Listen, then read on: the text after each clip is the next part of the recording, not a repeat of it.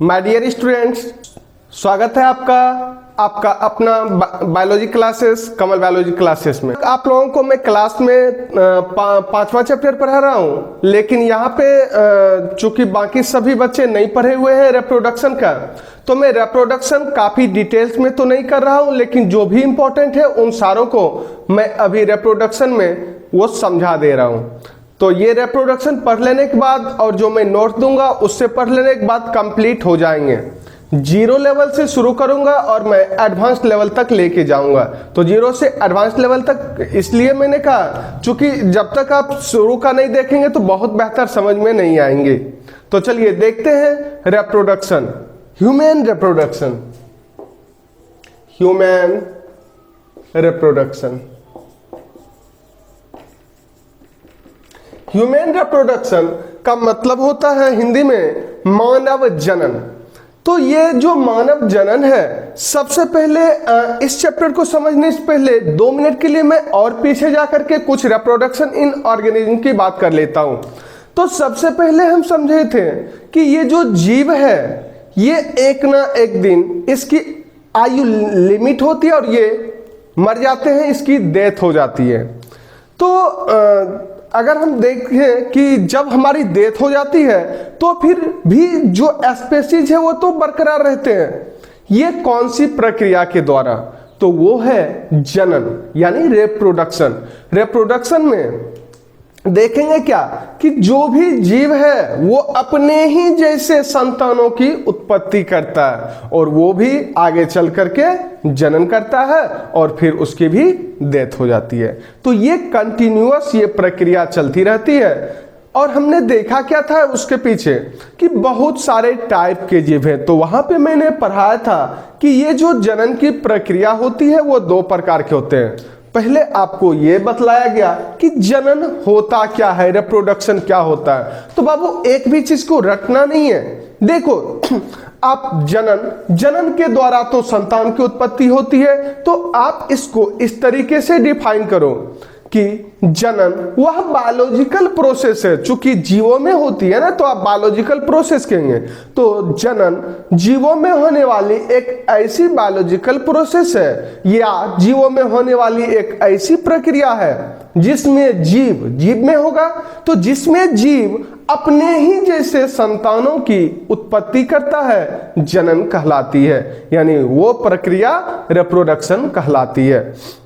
और वो जो बच्चे हैं वो भी आगे चल करके जनन करेंगे।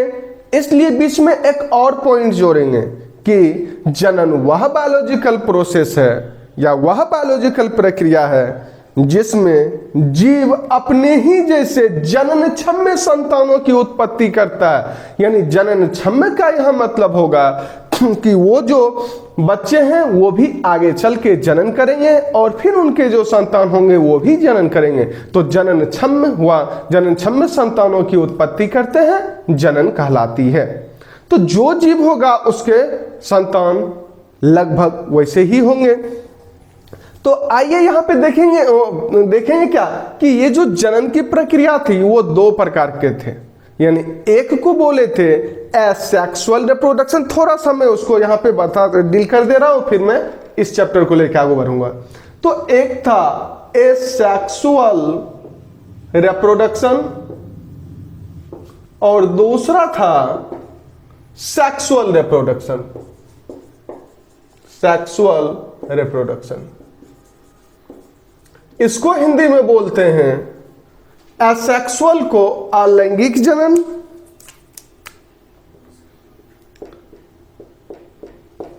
अलैंगिक जनन, और इसको बोलते हैं लैंगिक जनन। लैंगिक जनन। तो ये अलैंगिक जनन और लैंगिक जनन। अब आप इसे समझिए कि एसेक्सुअल रिप्रोडक्शन क्या होता है। तो एक का मतलब होता है बाबू एक, यानी कि इस प्रकार की जो जनन की प्रक्रिया होगी, इस प्रकार की जनन की प्रक्रिया में एक ही पेरेंट्स भाग लेंगे। ठीक है, एक ही पेरेंट्स भाग लेंगे इसमें, और इस प्रकार की जनन की प्रक्रिया में एक ही पेरेंट्स से संतान की उत्पत्ति होगी। ये अलग अलग टाइप के होंगे, उसको आगे आपको हालांकि वो पिछला चैप्टर में देखे थे, लेकिन फिर भी थोड़ा सा आपको हम यहाँ पे भी रिमाइंड कर दे रहे हैं। जैसे कि एक आपको बताए थे ईस्ट और हाइड्रा। ईस्ट और हाइड्रा ये बार बार पूछता है, ईस्ट एवं हाइड्रा। तो ये जो ईस्ट और हाइड्रा है, इसमें जो जनन की प्रक्रिया होगी, वो जनन की प्रक्रिया देखिए क्या होता है कि ये मान के चलिए कि एक हाइड्रा है, तो इसकी बॉडी से एक उभार निकलता है। ये जो उभार निकला इसको बोलते हैं बड, यानी हिंदी में बोलेंगे इसको मुकुल। और ये धीरे धीरे यहां से पतला होकर के टूट जाएंगे और फिर नीचे गिर जाएंगे, और इसी से फिर दूसरा हाइड्रा का निर्माण हो जाता है। तो इसके लिए यह उसका संतान हो गया। तो यहां पे देखिए बाबू, बताए थे कि एक ही पेरेंट्स भाग लेगा, तो यहां क्या दो पेरेंट्स लिया, क्या एक ही से, यानी एक हाइड्रा से उसी में उभार निकला और उस उभार से नए संतति का निर्माण हुआ, तो इसे बड बोले। और ये जो जनन की प्रक्रिया हुई इसको बडिंग बोलेंगे, हिंदी में मुकुलन बोलेंगे। तो ये जनन की एसेक्सुअल रिप्रोडक्शन का टाइप हुआ, चूंकि इसमें एक सिंगल पेरेंट्स भाग लिया इसलिए ये एसेक्सुअल रिप्रोडक्शन में आएंगे। और बार बार ऑब्जेक्टिव में पूछा जाता है कि ईस्ट में या हाइड्रा में या दोनों में दे देता है, ईस्ट और हाइड्रा में जनन की कौन सी प्रक्रिया होती है। तो जनन की जो है असेक्सुअल रिप्रोडक्शन तो होंगे ही, अलैंगिक जनन। अलैंगिक जनन में कौन सा, तो ये है आपको बडिंग या मुकुलन। इंग्लिश में इसको बडिंग बोलेंगे।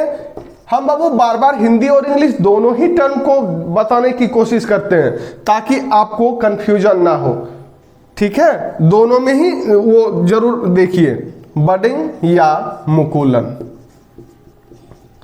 तो इस प्रक्रिया को बडिंग बोलेंगे या मुकुलन बोलेंगे।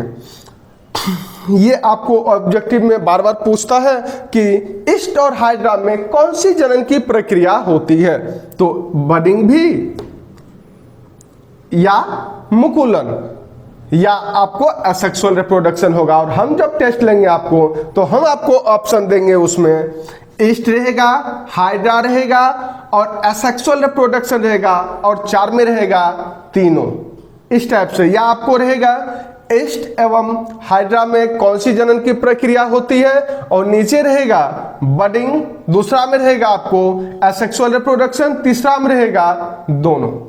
तो इस टाइप से आप समझ के टिक मारना। तो ये हो गया आपको एक। और दूसरा ये अमीबा और पैरामीशियम की अगर हम बात करें, इसी प्रकार से अमीबा और पैरामीशियम जो होता है उसका जो बॉडी होता है वो दो बराबर भागों में टूट जाता है। यानी जो अमीबा और पैरामीशियम है, मान के चलिए अमीबा है, तो ये अमीबा और पैरामीशियम दोनों में क्या होता है, इसका जो बॉडी है वो बीचों बीच टूट करके दो भागों में बट जाते हैं।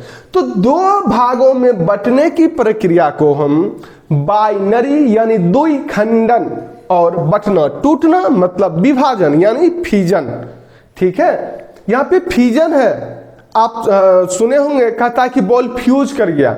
अरे फ्यूज नहीं किया, फ्यूज मतलब तो जुड़ना होता है। अगर वो टंगस्टन की जो तार होती है वो अगर जुड़ जाएगी तो जल जाएगा ना, वो तो टूट जाता है, यानी कि फीज हुआ।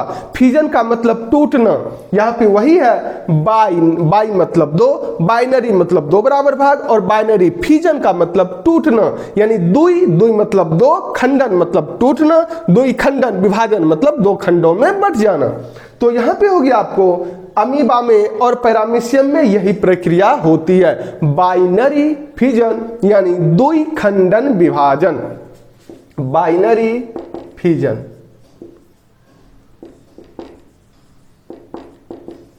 यानी द्विखंडन विभाजन।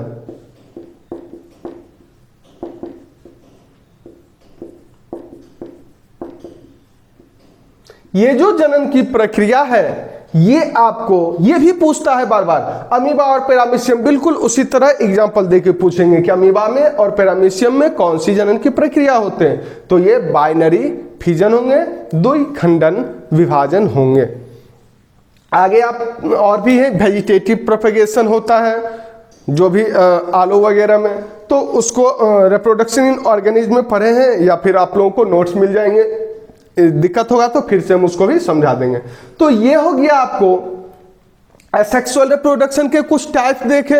तो ये जो एसेक्सुअल रिप्रोडक्शन है उसमें आपने क्या देखा, चाहे वो अमीबा और पैरामीशियम का एग्जांपल लीजिए, ईस्ट और हाइड्रा का लीजिए, किसी का भी, उसमें एक सिंगल पेरेंट्स भाग लेता है, और जब एक ही पेरेंट्स भाग ले तो उसे एसेक्सुअल रिप्रोडक्शन कहेंगे, यानी वो अलैंगिक जनन कहलाएंगे। अब आइए देखते हैं सेक्सुअल रिप्रोडक्शन। सेक्सुअल रिप्रोडक्शन में क्या होगा, तो यहां पे है सेक्स, यानी कि बोथ सेक्स, दोनों लिंग भाग लेंगे, मेल सेक्स भी और फीमेल सेक्स भी। और यहां पे आप देखेंगे क्या, लैंगिक जनन में यानी दोनों लिंग भाग लेंगे, मेल सेक्स भी और फीमेल सेक्स भी।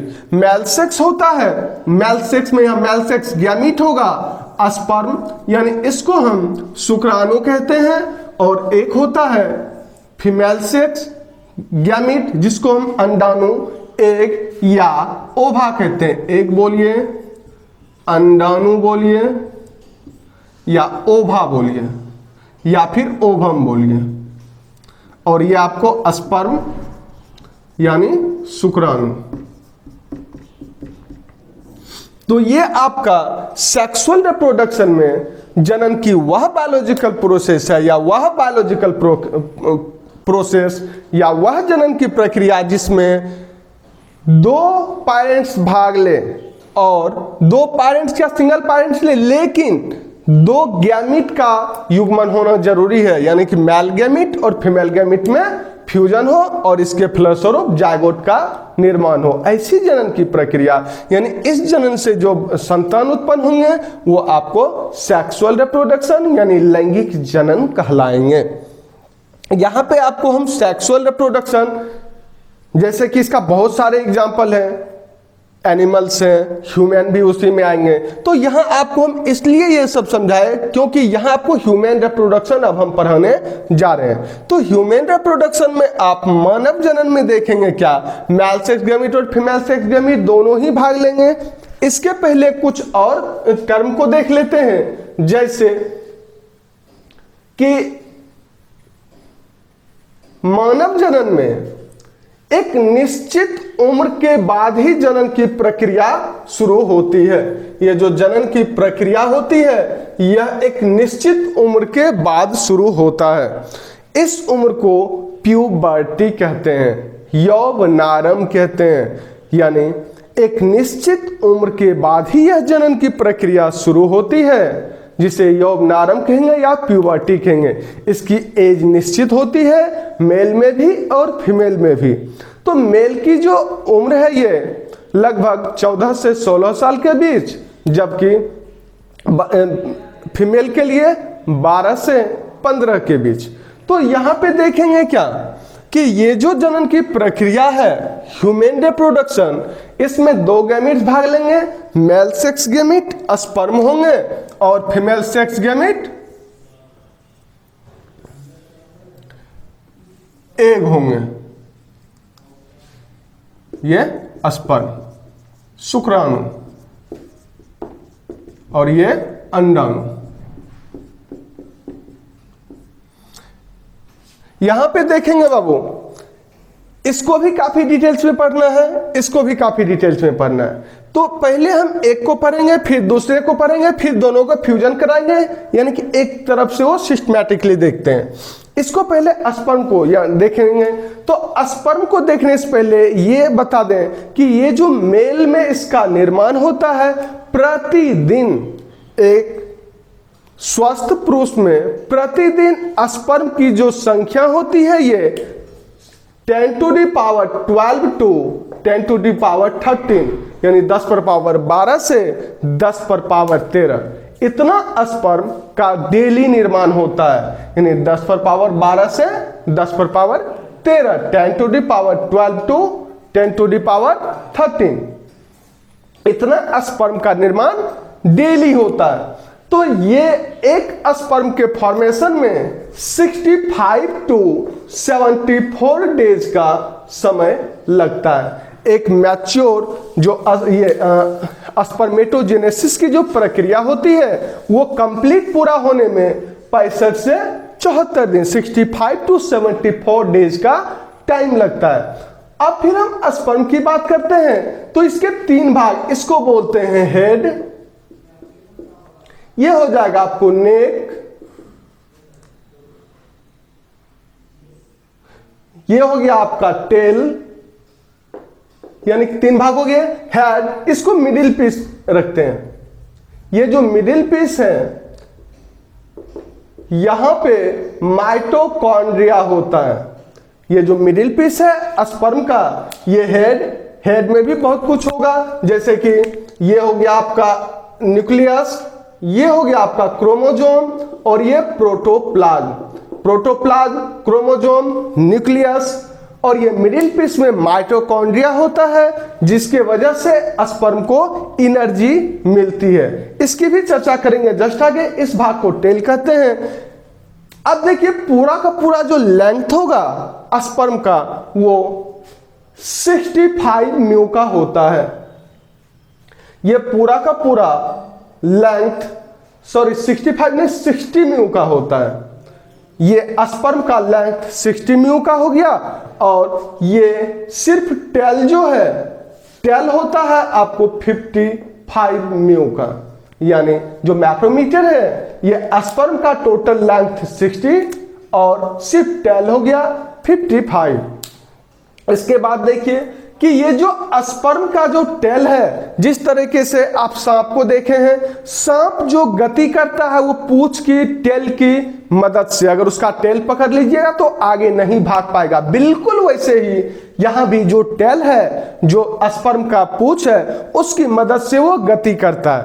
अब इसको गति करने की क्या आवश्यकता है, ये रिप्रोडक्शन इन ऑर्गेनिज्म में बताए थे कि ये गति करके ये पहुंचना होता है, क्योंकि स्पर्म जो है ये मेल में पाया जाएगा, मेल में इसका निर्माण होता है, और फीमेल में एग बनते हैं, एग निश्चित जगह पे फिक्स होते हैं, वो कहीं चलते नहीं, यानी कि वो नन मोटाइल होते हैं, जबकि स्पर्म मोटाइल होता है और इसको वहां तक पहुंचना पड़ता है, फिर वो फर्टिलाइजेशन की प्रक्रिया होगी। तो यहां पे देखिए कि ये टेल हो गया, ये मिडिल पीस और ये हेड। तो मिडिल पीस में माइटोकॉन्ड्रिया होता है, तो इन्हीं माइटोकॉन्ड्रिया की मदद से ऊर्जा का निर्माण करता है, क्योंकि इसको मोटाइल होने के लिए, गति करने के लिए एनर्जी की आवश्यकता होती है। फिर है ये हेड में आपको क्रोमोसोम, न्यूक्लियस और प्रोटोप्लाज्म है। इसके साथ ही इसमें एंजाइम्स भी पाए जाते हैं। तो इसका एंजाइम्स का नाम है स्पर्मोलाइसिस। इस एंजाइम को याद रखिएगा, चूंकि स्पर्म में है तो स्पर्म और लाइसिस मतलब एंजाइम जोड़ लीजिए, यानी कि याद रखने का तरीका, स्पर्म का एंजाइम है तो स्पर्मोलाइसिस, यानी स्पर्मोलाइसिस। तो ये आपको स्पर्मोलाइसिस एंजाइम हो गया। इस प्रकार से आप देख रहे हैं क्या कि ये स्पर्म का कुछ एनालिसिस हुआ। अब हम बात करेंगे एक नॉर्मल हेल्दी स्वस्थ व्यक्ति में जो प्रतिदिन इतना स्पर्म का निर्माण होता है 10 to the power 2, 10 to the power 13, और एक स्पर्मेटोगोनिया से स्पर्म के फॉर्मेशन में 65 to 74 डेज का टाइम लगता है। अब आप देखिए कि ये जो स्पर्म है, स्पर्म में ये सेमिनल वेसिकल बोलेंगे इसको, जिसमें सीमेन होगा। तो इस सीमेन में स्पर्म होंगे, और भी बहुत कुछ होते हैं। इसमें बहुतायत रूप से फ्रुक्टोज होते हैं, और इसी फ्रुक्टोज का स्पर्म का ईंधन भी कहा जाता है, यानी फ्यूल। तो स्पर्म के लिए ये फ्यूल का काम यही फ्रुक्टोज करता है, जो सेमिनल वेसिकल में पाए जाते हैं। तो ये जो स्पर्म है, हाँ, ये प्रतिदिन एक स्वस्थ व्यक्ति में जो बनता है, ये तो ठीक है। दूसरा जो महत्वपूर्ण पॉइंट है उसकी हम चर्चा करेंगे कि 1 ml सीमेन में कितना स्पर्म होगा, यानी स्पर्म की शुक्राणु की संख्या कितनी होगी। तो प्रति 1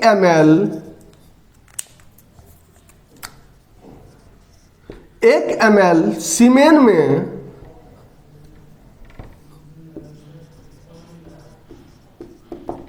20 to 120 मिलियन, यानी कि 20 से 120 मिलियन स्पर्म शुक्राणु पाए जाते हैं एक हेल्दी स्वस्थ व्यक्ति के 1 ml सीमेन में, यानी 1 ml जो वीर्य है उसमें स्पर्म की यानी शुक्राणु की जो संख्या होगी नॉर्मल 20 से 120 मिलियन होंगे।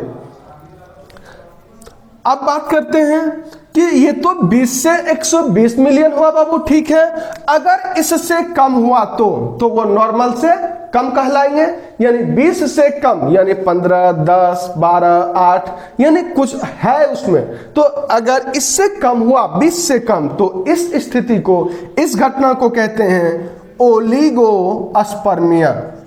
ओलिगोस्पर्मिया टर्म याद रखना है बाबू, तभी कंपटीशन के आपसे सवाल बनेंगे। और कंपटीशन के सवाल बनाने के लिए आपको सोचना पड़ेगा कि क्या क्या कैसे कैसे हो रहा है, रटने से सिर्फ काम नहीं चलेगा। तो आप देखिए, और ये टर्म आगे आएंगे, जैसे ओलिगोस्पर्मिया कहीं आ गया तो आपको माइंड में वहां पे उस टर्म से समझना पड़ेगा। एनसीईआरटी की बुक पर टर्म आ गया ओलिगोस्पर्मिया, तो इसका मतलब उसमें आपको खुद से समझना होगा कि नॉर्मल जो होता है 20 से 120 मिलियन, इससे कम है, यानी स्पर्म की संख्या उससे कम है। तो यह हो गया ओलिगोस्पर्मिया। अब कुछ तो है, अब अगर बिल्कुल हो ही नहीं, यानी तो ना के बराबर हो, यानी कि सीमेन में, वीर्य में स्पर्म की संख्या हो ही नहीं। अच्छा, एक चीज आप यहां पे हम वो भी कर दे रहे हैं कि आखिर ये सीमेन में होगा क्या क्या, तो वो सेमिनल फ्लूइड होंगे और स्पर्म होंगे।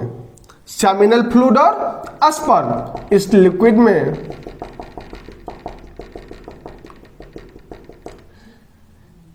ये सेमिनल फ्लूइड और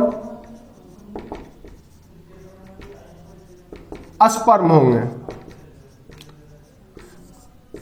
तो इसमें जो है आपको प्रति 1 ml में 20 से 120 मिलियन, उससे कम हुआ तो ओलिगोस्पर्मिया। अब अगर बिल्कुल ही ना हो, अब क्या है कि ना के बराबर हो, मान चलिए 2 मिलियन प्रति ml है, तो उसका तो कोई है नहीं, तो वो आपको, वो जो घटना है वो आपको एजोस्पर्मिया कहलाएगी। एजोस्पर्मिया, यानी यह घटना एजोस्पर्मिया कहलाएंगे। अब अगर आपको कहीं भी ये टर्म मिल जाए एजोस्पर्मिया, इन दिस सिचुएशन आपको खुद से समझना होगा कि स्पर्म की, सीमेन में जो स्पर्म की संख्या है वो बिल्कुल ना के बराबर है। तो इस कंडीशन में तो वो पेरेंट्स बन नहीं सकते हैं, वो तो फादर बन नहीं पाएंगे। तो आगे है और भी बहुत सारे कारण हैं, ये आपको 2 हुआ। इसके बाद देखिए, अगर स्पर्म में ये तो गति करेगा तभी तो वहां तक पहुंच पाएगा ना। अगर स्पर्म में ये गति नॉर्मल ना हो, अगर स्पर्म की जो गति है वह नॉर्मल ना हो, तो इस घटना को क्या कहेंगे, इसको आप ऐसे याद रखो। अभी मैं इस टर्म को याद करा देता हूं। मान के चलिए कि कोई जा रही है तो अब वो उसकी गति कम हो गई, तो गति जब कम होगी तो वो अस्थिर हो जाएगा, यानी कि गति कम कर दिए तो धीरे धीरे वो अस्थिर हो जाएगा। तो जब गति कम हो तो उस टर्म को हम याद रखेंगे एस्थीनोस्पर्मिया, यानी कि उस टर्म को हम कहेंगे एस्थीनोस्पर्मिया।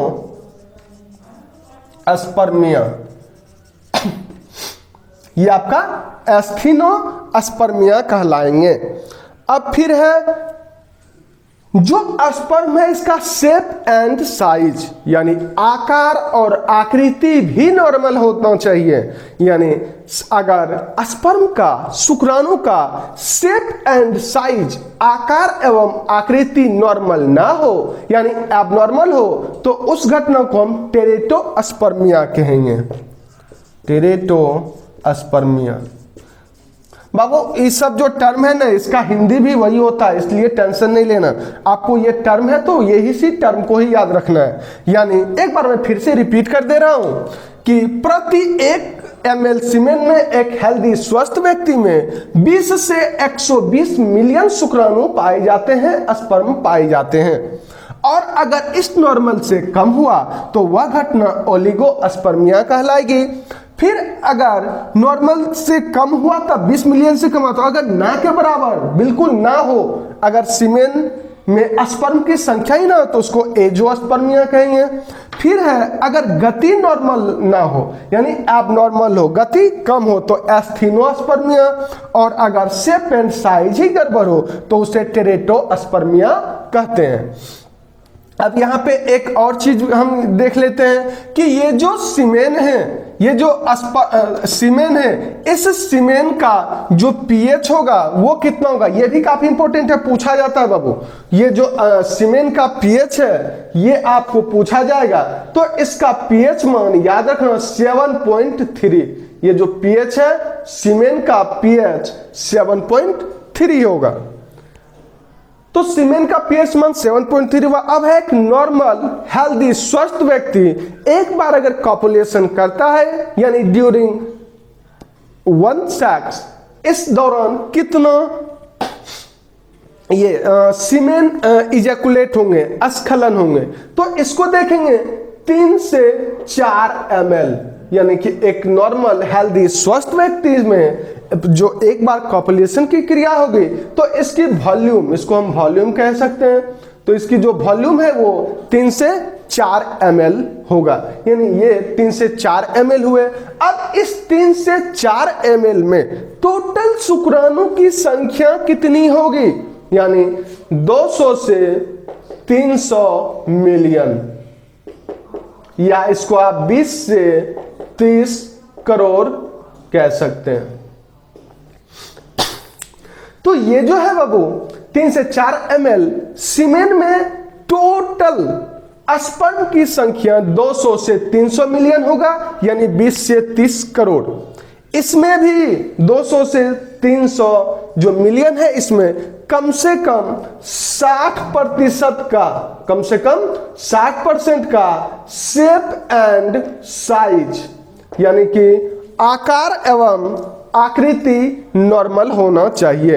ये जो सीमेन है उसमें 200 से 300 मिलियन जो स्पर्म है इसमें 60% का कम से कम शेप एंड साइज नॉर्मल होना चाहिए, नॉर्मल विगरस फर्टिलिटी के लिए। यानी कि नॉर्मल फर्टिलाइजेशन तभी होगा जब ये 60% का शेप एंड साइज नॉर्मल हो, और कम से कम 40% का गति नॉर्मल हो, रिगोरस मोटिलिटी हो, यानी कि ये जो गति है ये नॉर्मल होनी चाहिए, तभी वो नॉर्मल फर्टिलाइजेशन की प्रक्रिया कर पाएंगे। अब यहां तक आपने देखा स्पर्म के बारे में। स्पर्म के बारे में अभी और भी कुछ है, उतना ज्यादा डिटेल्स में आप लोग को 12th लेवल को देख रहे हैं तो नहीं जा रहे हैं। अब हम लोग देखते हैं इसके आगे कि नॉर्मल फर्टिलिटी वहां, ये अब स्पर्म के बारे में हम चर्चा कर रहे हैं कि स्पर्म की जो बनने की प्रक्रिया है वो स्पर्मेटोजेनेसिस कहलाती है। एक सेकंड, इसको मैं आपको सारा जेनेसिस वाली जो टर्म है यहीं पे समझा दे रहा हूं। जेनेसिस वाली टर्म को यहां पे देख लेते हैं।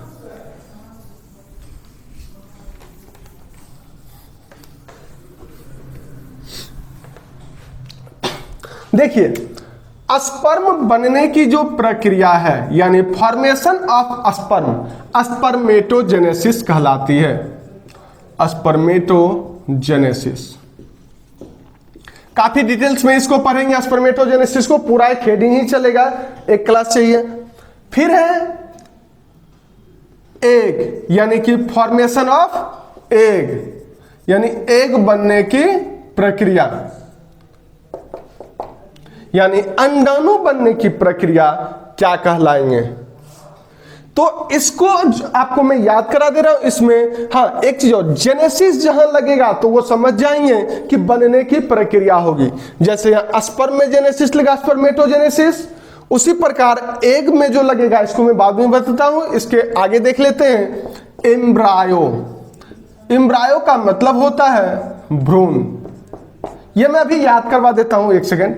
एम्ब्रायो मतलब भ्रूण, तो ये भ्रूण बनने की प्रक्रिया, एम्ब्रायो बनने की प्रक्रिया क्या कहलाएंगे? सिंपल सा है, एम्ब्रायोजेनेसिस, यानी एम्ब्रायोजेनेसिस।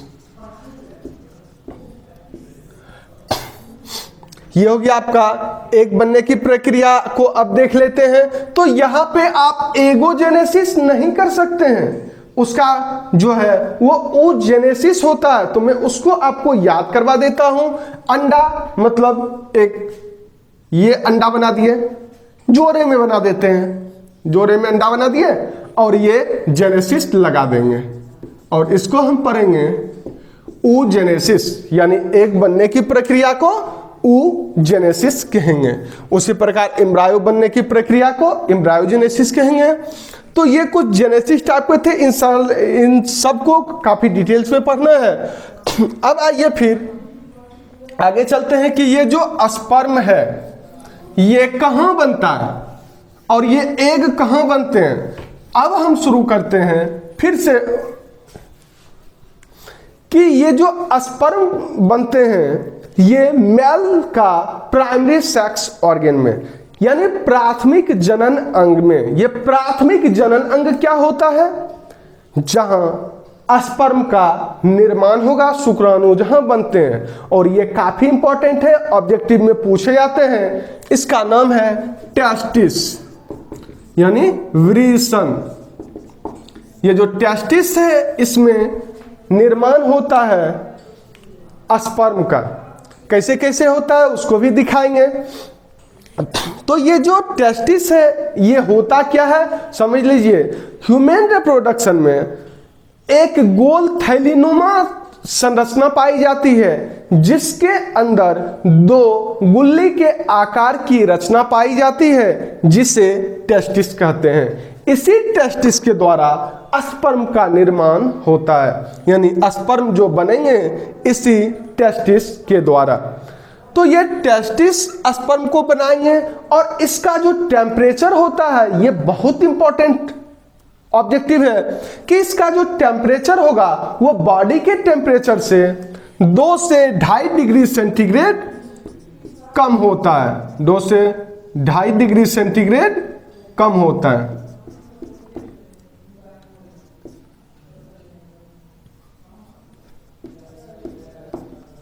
इसको आप याद रखेंगे कि ये जो टेस्टिस है यहां का टेम्परेचर बॉडी के टेम्परेचर से 2 से 2.5 डिग्री सेंटीग्रेड कम होता है। ये आपको 2 से 3 भी कहीं कहीं मिल सकता है, तो आपको जो सबसे आसपास में रहे उसमें टिक करना है, यानी नॉर्मल 2 से 2.5 डिग्री सेंटीग्रेड कम होता है। और ये इसलिए होता है चूंकि स्पर्म की सुरक्षा हो सके, स्पर्म सुरक्षित रह सके, शुक्राणु सुरक्षित रहे। ये काफी इंपॉर्टेंट है। इसके बाद देखिए कि ये जो है टेस्टिस में बनेंगे और ये स्टोर होंगे एपिडाइडामिस में, और एपिडाइडामिस में फिर भाज डिफरेंशिया होते हुए ये यूरेथ्रा होते हुए इजेकुलेट होगा, और इजेकुलेट होने के बाद फीमेल के वैजाइना में जाएंगे और फिर वो हम आपको फीमेल रिप्रोडक्शन अभी उसके बारे में एक के बारे में बताएंगे तो फिर समझाएंगे। अब यहां पे आपने टेस्टिस को देखा। ये जो स्पर्म बनने की प्रक्रिया जो स्पर्मेटोजेनेसिस है इसको हम थोड़ा सा और बता दे रहे हैं कि ये जो टेस्टिस है इसमें सेमिनिफेरस टिब्यूल्स बोलते हैं उसको, एक लेयर होती है सेमिनिफेरस टिब्यूल्स। ये जो सेमिनिफेरस टिब्यूल्स है बाबू, इस सेमिनिफेरस टिब्यूल्स में 2 प्रकार के सेल होंगे। एक होगा primordial germ cell, primordial germ cell, और एक होंगे नर्स सेल। तो इसके बारे में आपको बता दें, सेमिनिफेरस टिब्यूल्स का जो बाहरी लेयर होगा, मान चलिए सेमिनिफेरस टिब्यूल्स है तो इसका जो बाहरी लेयर होगा इसको बोलते हैं ट्यूनिका प्रोप्रिया, ट्यूनिका प्रोप्रिया। यानी ये जो बाहरी लेयर हुआ सेमिनिफेरस टिब्यूल्स का उसको ट्यूनिका प्रोप्रिया कहेंगे। और भीतरी लेयर में ये जो प्रीमोर्डियल जर्म सेल है वो होंगे और नर्व सेल होंगे। तो प्रीमोर्डियल जर्म सेल के द्वारा ही स्पर्मेटोगोनिया का निर्माण होगा और उसमें ये जो नर्व सेल है, यह नर्व सेल उसे न्यूट्रिशन प्रदान करता है, ये उसको न्यूट्रिशन देता है। नर्व सेल का और भी काम है, यानी कि उसको न्यूट्रिशन देने के अलावा जो बेकार मतलब मृत ये स्पर्मेटोगोनिया होंगे उसको भी ये भक्षण करता है, उसको भी ये नष्ट करने का कार्य करता है। और भी फंक्शन है, इसको जब डिटेल्स में पढ़ेंगे तो वहां देखेंगे। तो यहां पे आप देखिए कि इस प्रक्रिया से आपका ये जो स्पर्म है इसका निर्माण हो रहा है। तो स्पर्म बन रहे हैं और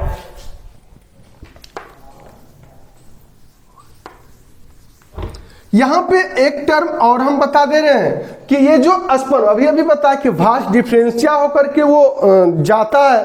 तो जब फैमिली प्लानिंग की प्रक्रिया होती है तो उसी वास डिफरेंशिया को काट करके बांध दिया जाता है और यही प्रक्रिया वैसेक्टोमी कहलाती है। जबकि फीमेल में अभी अब पढ़ाएंगे वहां पे जो फैलोपियन ट्यूब को काटने की प्रक्रिया होगी उसको ट्यूबैक्टोमी कहते हैं। तो अब आपने पहले मतलब शॉर्टकट में ही मेल का स्पर्म के बारे में देखा आपने, अब आपको हम फीमेल के बारे में एक के बारे में बताएंगे, फिर फर्टिलाइजेशन और आगे की प्रक्रिया बताएंगे।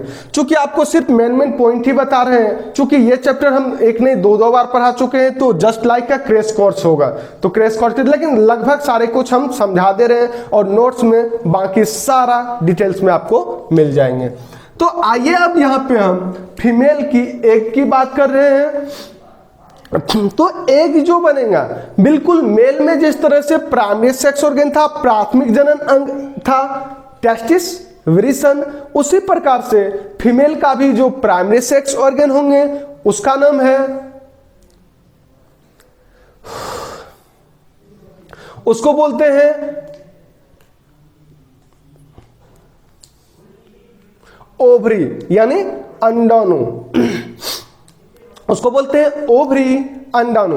यानी फीमेल के प्राइमरी सेक्स ऑर्गन को ओवरी बोलते हैं, अंडाणु बोलते हैं। जिस प्रकार यहां पे स्पर्म बन रहा था यानी टेस्टिस में स्पर्म का निर्माण हो रहा था, ये मेल का प्राइमरी सेक्स ऑर्गन था, उसी प्रकार वहां पे जो फीमेल का प्राइमरी सेक्स ऑर्गन होगा वहां ओवरी में एग का निर्माण होता है और ये एग बनने के बाद ये आ जाते हैं फैलोपियन ट्यूब में।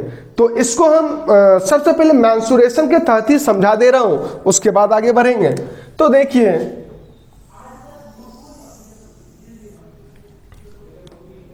जनरली ये 28 दिन का एवरेज माना जाता है। ये मिनिमम 22-23 दिन भी हो सकता है और 32 दिन भी आगे हो सकता है। तो इसको एवरेज 28 डेज का माना जाता है।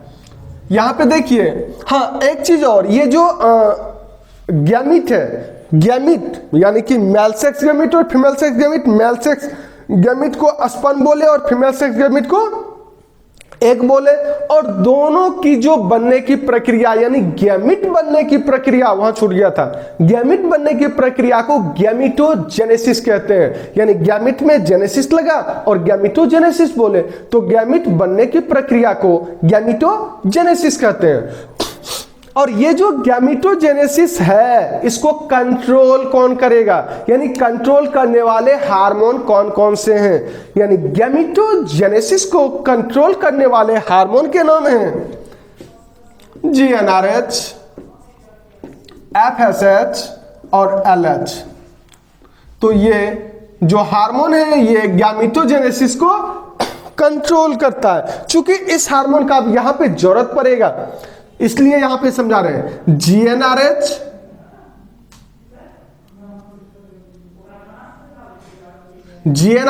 FSH और LH, यानी ये फॉलिकल स्टिमुलेटिंग हार्मोन होता है। तो ये जो GnRH, FSH और LH है ये गैमिटोजेनेसिस को कंट्रोल करता है, यानी कि जो भी ये पूरी की पूरी प्रक्रिया है हार्मोन के द्वारा ही कंट्रोल होता है। तो यहां पे देखिए, चलिए यहाँ पे एक और हार्मोन से रिलेटेड बात बता दें। जो मुख्य हार्मोन है मेल के लिए, मेल सेक्स हार्मोन टेस्टोस्टेरोन, ये आपको याद रखना होगा। टेस्टोस्टेरोन यानी ये जो टेस्टोस्टेरोन है ये मेल सेक्स हार्मोन है, और फीमेल सेक्स हार्मोन प्रोजेस्टेरोन एवं एस्ट्रोजन होंगे। प्रोजेस्टेरोन एवं एस्ट्रोजन। तो ये प्रोजेस्टेरोन जो है वो मुख्य रूप से मेंस्ट्रुअल साइकिल को अभी समझाएंगे कि कैसे उसमें उसका सहयोग है। इसका तो और भी बहुत सारा है, तो आगे पूरा डिटेल्स में देखेंगे ही। और जो एस्ट्रोजन है वो sexual character, secondary sexual character जो है उसको दर्शाता है। अब यहाँ पे एक और सवाल उठता है, अब ये सेक्सुअल कैरेक्टर यानी सेकेंडरी सेक्सुअल कैरेक्टर क्या क्या मतलब होता है? तो एक निश्चित उम्र के बाद आप देख रहे हैं कि नॉर्मली जो आपको बताया कि 14 से 16 साल के बाद मेल में या फीमेल में काफी चेंजेज आते हैं। जैसे कि मेल में प्रथम बार स्पर्म का फॉर्मेशन शुरू होता है, ये स्पर्मेटोजेनेसिस, यानी फीमेल में एग प्रथम बार बनने की प्रक्रिया, वो जो जब बनना शुरू होगा तो उसको गैमेटोजेनेसिस प्रथम बार जब शुरू होगी। तो इन दोनों को क्या प्यूबर्टी कहेंगे, इस एज को, मेल के भी और फीमेल के भी। तो ये जो प्यूबर्टी का एज होगा इसमें बहुत सारे और भी चेंजेस आते हैं, जैसे गर्ल्स लोग का स्किन का सॉफ्टनेस होना, बॉयज का आवाज भारी होना, गर्ल्स का आवाज पतला होना, बॉयज का दाढ़ी मूंछों का आना, और भी विशेष अंगों पर बालों का उगना। तो ये सब जो है, ये जो कैरेक्टर हुआ ये हार्मोनल सेक्रेशन के कारण होता है। मुख्य रूप से मेल में टेस्टोस्टेरोन और फीमेल में प्रोजेस्टेरोन एवं एस्ट्रोजन। प्रोजेस्टेरोन एवं एस्ट्रोजन, इसको याद रखिएगा। और भी बहुत सारे हार्मोन आएंगे। तो यहां पे अब जो आप देख रहे थे, अच्छा वहाँ प्राइमरी सेक्स ऑर्गन और सेकेंडरी सेक्सुअल कैरेक्टर और सेकेंडरी सेक्सुअल ऑर्गन की बात कर रहे थे। तो प्राइमरी में क्या देखें, मेल में स्पर्म बना यानी शुक्राणु, और फीमेल में एग यानी उसे हम ओवरी कहेंगे। यानी ओवरी में जो है एग का निर्माण होता है, और ओवरी में एग बनने के बाद वो 14वें दिन आ जाता है फेलोपियन ट्यूब में। ये फैलोपियन ट्यूब में 14वें दिन आ गया। अब है बाबू, ये टर्म क्या कहलाएंगे, यानी कि ये जो ओवरी है या ओवरी में जो एग बना, ये एग यहां से मतलब ओवरी से रिलीज हुआ, और ओवरी से रिलीज होने के बाद ये फैलोपियन ट्यूब में 14वें दिन आया। तो 14वें दिन यहां जो आया फैलोपियन ट्यूब में एग, यानी एग का फैलोपियन ट्यूब में आना 14वें दिन, इस क्रिया को ओव्यूलेशन कहते हैं।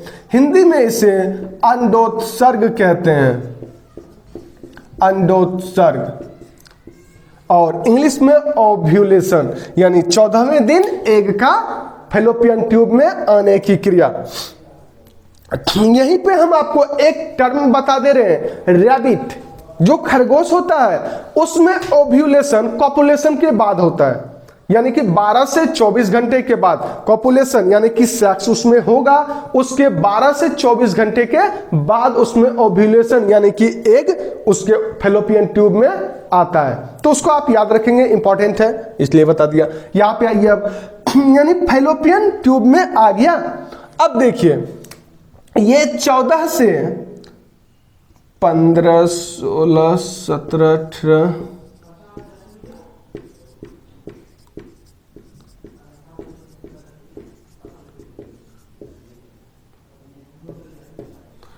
ये अब इंतजार कर रहा है स्पर्म के आने का। अगर स्पर्म आएगा तो क्या होगा, फर्टिलाइजेशन, वो हम फर्टिलाइजेशन बताएंगे अभी। तो ये अभी आप देखिए कि स्पर्म का इंतजार कर रहे हैं, लेकिन जनरली 21वें दिन के बाद FSH और LH हार्मोन की अधिकता यानी कि वो सेक्रेशन शुरू हो जाता है। FSH और LH हार्मोन अब वो सेक्रेट होना शुरू हो गया, धीरे धीरे इसकी सांद्रता बढ़ती जाएगी, और जनरली 28वें दिन के बाद वो जो एग है जो इंडोमेट्रियम की वाल से जुड़ा हुआ था, वो जो एग है जो एक इंडोमेट्रियम की वाल से जुड़ा हुआ था, अब उसे इस हार्मोन की अधिकता होने के कारण, सांद्रता बढ़ने के कारण वो एग जिस वाल से, वो वाल भी टूटेंगे, वाल टूटेंगे तो ब्लड वेसल्स भी टूटेंगे और उस एग को शरीर से बाहर निकालने की प्रक्रिया शुरू होगी। और इससे ये जनरली 1 से 5 दिनों की होती है। तो ये 1 से 5 दिन का जो टाइम होता है, इस टाइम को ब्लीडिंग फेज कहते हैं, क्योंकि इस दौरान ब्लीडिंग की प्रक्रिया होती है।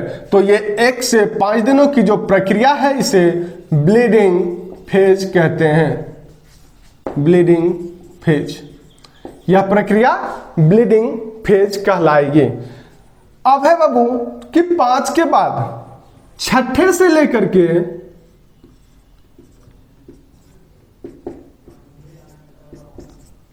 13वें दिन, यानी छठे से लेके ये जो 13वें दिन तक हुआ, 14वां दिन तो आपको अंडोत्सर्ग हो जाएंगे, ओव्यूलेशन कहलाएंगे।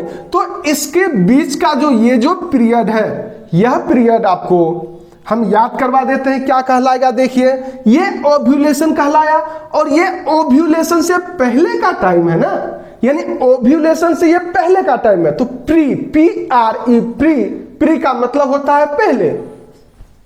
इसको आप प्री लिख दीजिए, प्री में ओव्यूलेटरी लगा दीजिए, प्री ओव्यूलेटरी। अब ये प्री ओव्यूलेटरी हो गया, प्री मतलब पहले, ओव्यूलेशन से ओव्यूलेटरी ले लिए, प्री ओव्यूलेटरी, और फेज को फेज लिख देंगे। ये आपको आसानी से याद हो गया कि प्री ओव्यूलेटरी फेज, यानी ये फैलोपियन ओव्यूलेशन से पहले का जो 6 से 13वें दिन का टाइम है, वो प्री ओव्यूलेटरी फेज कहलाएंगे। ओव्यूलेशन हो गया। अब यहां से ये वाली जो फेज होगी, इस फेज को क्या कहेंगे। तो ये है बाबू ओव्यूलेशन का बाद का टाइम ना। तो बाद के लिए हम टर्म यूज करते हैं पोस्ट, POST, पोस्ट मतलब बाद, और पोस्ट में फिर ओव्यूलेटरी लगा देंगे, यानी पोस्ट ओव्यूलेटरी फेज। वो हो गया प्री ओव्यूलेटरी फेज, और ये हो गया पोस्ट ओव्यूलेटरी फेज। यहां हार्मोन था FSH, उसकी सांद्रता कारण ये हुआ, और ये 1 से 5 दिनों की जो फेज है, इसको ब्लीडिंग फेज कहते हैं। यहां पे 2 बातें और मैं बता दे रहा हूं कि ये उम्र बढ़ने के साथ साथ जनरली 30-35 के बाद ये 5 दिनों का ना होकर के 1 से 3 दिनों में भी खत्म हो सकती है।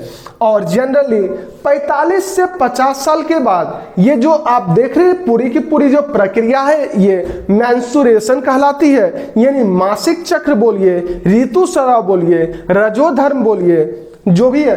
तो ये जो मेंस्ट्रुएशन साइकिल है, इसको शॉर्टकट में MC बोलते हैं। तो ये जो प्रक्रिया है, ये जनरली 45 से 50 के उम्र में ये बंद हो जाते हैं। इस बंद होने की प्रक्रिया मीनोपॉज कहलाते हैं। आप रिमोट यूज करते हैं, रिमोट में देखेंगे पॉज लिखा रहता है, यानी पॉज जैसे किए रुक जाएगा। तो ये मेंस्ट्रुएशन रुकने की जो प्रक्रिया है एक निश्चित उम्र में, उसे मीनोपॉज कहते हैं। तो ये पूछता है, इसलिए याद रखना है, मीनोपॉज। तो यहां आपको ये पूरा का पूरा जो प्रक्रिया है, ये मेंस्ट्रुएशन मासिक चक्र कहलाती है। यहां सवाल उठता है क्या कि अब ये प्रक्रिया तब तो हुई जबकि स्पर्म नहीं आया था। अब सवाल उठता है, अगर स्पर्म आएगा तो, अगर कॉपुलेशन होगी तो, अगर फिजिकल रिलेशनशिप होगा और स्पर्म आएंगे और ये एक से मिलेंगे, तब क्या होगा। क्या तब भी ये जो इंडोमेट्रियम की वाल है जिससे एक जुड़े हुए हैं, वो इंडोमेट्रियम की वाल टूटेंगे? क्या फिर भी ये ब्लीडिंग फेज आएगा? तो और अगर नहीं आएगा तो फिर क्यों नहीं आएगा, क्या वजह है कि फिर ये ऐसा नहीं हुआ। तो आगे अब देखते हैं उस प्रक्रिया को। अब आपको एक बार फर्टिलाइजेशन करा करके दिखाते हैं कि क्या होता है।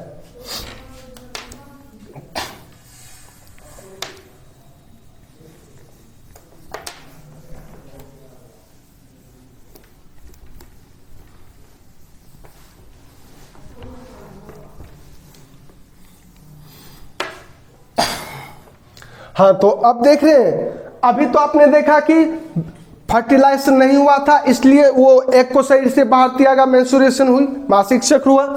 अब यहां पे देखेंगे कि ये स्पर्म है, और ये एग है। अब करा के दिखाते हैं अगर होगा तो क्या होगा। यहां पे एक बात और कि ये जो स्पर्म है इससे एग कितना बड़ा होगा, साइज में कौन बड़ा होगा और कितना, तो ये एग का साइज काफी बड़ा होता है, 1000 गुना बड़ा होता है। ये स्पर्म से 1000 गुना बड़ा होता है।